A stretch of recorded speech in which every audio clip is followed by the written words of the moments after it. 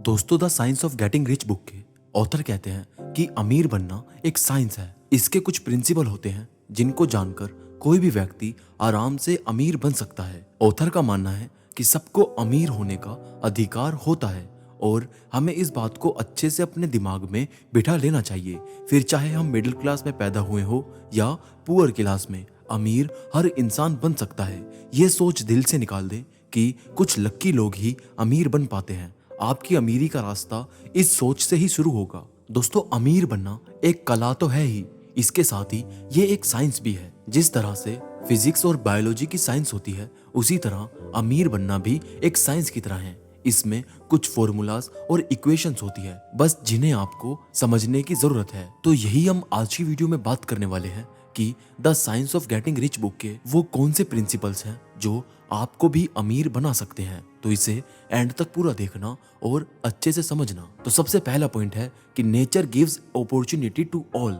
दोस्तों, ब्रह्मांड सबको अमीर बनने का मौका देता है। ऐसा नहीं है कि केवल कुछ लोग ही अमीर बन पाते हैं।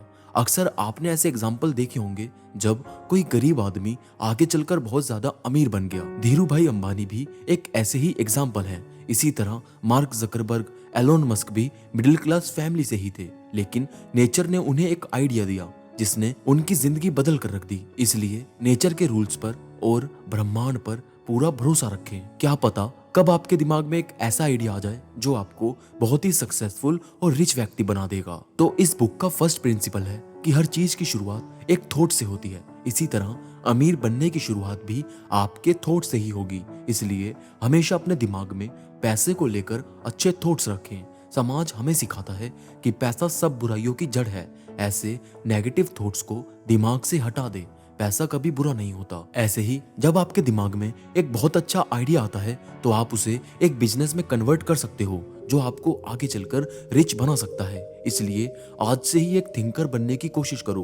कुछ समय अकेले बिताओ। उस समय जितने भी आइडियाज आपके दिमाग में आए उन्हें लिख लो। ये हैबिट बना लेने से कभी ना कभी आपके पास एक लाइफ चेंजिंग आइडिया जरूर आएगा। सेकंड प्रिंसिपल है इंक्रीज योर लाइफ।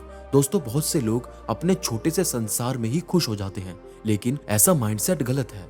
इससे आप संकुचित होकर रह जाते हैं और जिंदगी में कभी कुछ बड़ा अचीव नहीं कर पाते। ब्रह्मांड की हर चीज खुद को इंक्रीज या विकसित करती है। ये यूनिवर्स का नियम है। एक नया बीज हमेशा एक पेड़ बनता है। ये यूनिवर्स लगातार फैल रहा है। इसी तरह आपको भी अपने दिमाग में ये सोच डालनी होगी कि मुझे भी जिंदगी में कुछ बड़ा करना है। जब तक आप ऐसा नहीं सोचेंगे तब तक आप कुछ बड़ा नहीं करने वाले। आप खुद से कह सकते हैं कि मैं कुछ सालों तक ये जॉब करूंगा, लेकिन एक दिन एक अच्छा आइडिया मिलने पर या खुद का कोई बिजनेस स्टार्ट करूंगा और अमीर बनूंगा। इस सोच से आप अपने माइंड में ही एक बहुत बड़ा यूनिवर्स क्रिएट करते हैं। अब बात करते हैं कि आपके पास वेल्थ आती कैसे है। How wealth comes to you.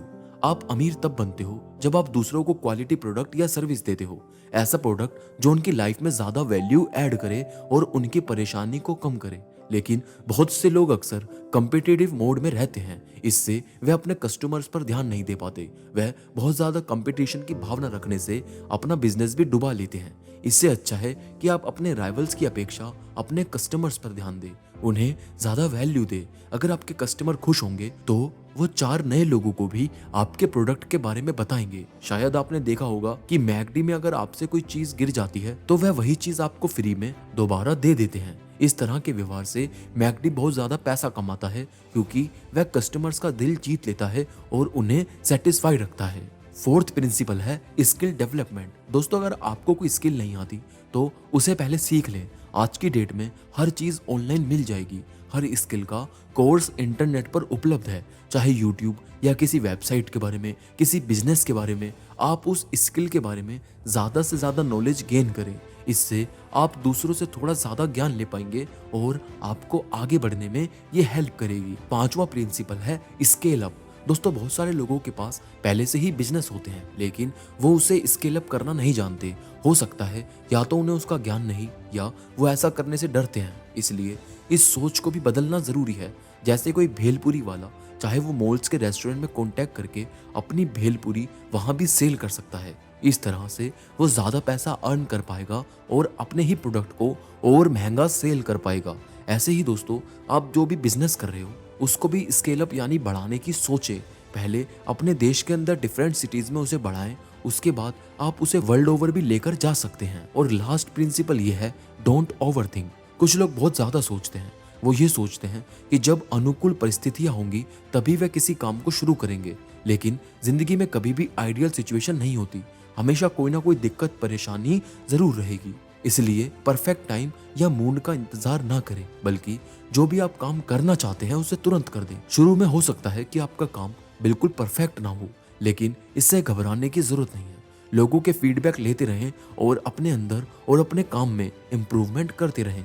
धीरे धीरे आप देखेंगे कि आपका काम अपने आप ग्रो होने लगेगा और परफेक्शन आपके अंदर होगी। तो दोस्तों, ये जो मैंने आपको पॉइंट्स बताए हैं, ये साइकोलॉजिकल प्रिंसिपल्स को आप अपनी जिंदगी में जरूर इम्प्लीमेंट करें। इससे आप इजीली रिच बन सकते हैं और ये आपको सक्सेसफुल होने में काफी मदद करेंगे।